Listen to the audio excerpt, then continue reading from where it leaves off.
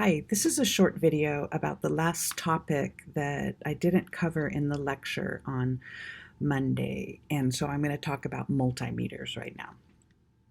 So a multimeter is a measurement instrument, and it has different items in it. It has ability to measure amperes or current.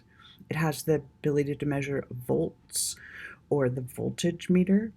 And also it can measure resistance with an ohm meter, and that's why it combines all these functions and is called a multimeter. So let's look a little bit at the details of the multimeter. So there's a way that you can indicate what it is that you're trying to measure by moving the inner dial to point to the item that you want. So in the upper left-hand corner, you can measure DC voltage. You can also measure AC voltage in the upper right corner.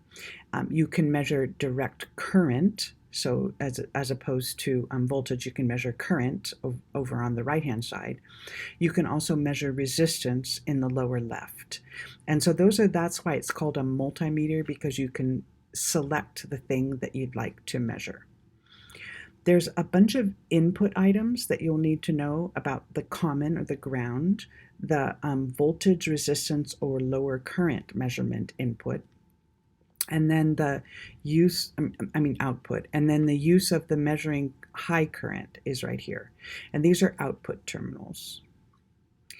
So one of the important things is to think about how you're going, what it is you're going to be measuring. So like I said, there's a selector switch in the middle that indicates what it is you're going to be measuring. So if you're going to be measuring, current, you want to switch it to the amp meter connection.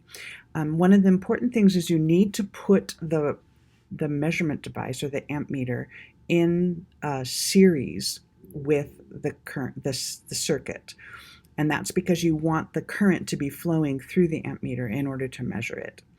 And then you need to set it up this way. Now for a voltmeter, it's actually the opposite. You're going to be putting it together in parallel. So you're going to be measuring the voltage across 2 points in the circuit. So it needs to be connected in parallel. And then the ohm meter, actually you measure the resistance outside of the circuit. So you sort of take the resistor and you connect it to the ohm meter in order to measure the resistance through that particular part of the circuit. So I hope that helped you to understand the topics today. We did talk about talking about electricity and analogies. We did a little experiment. And then we talked about how to handle the components in electrical engineering. And this little bit was about multimeters.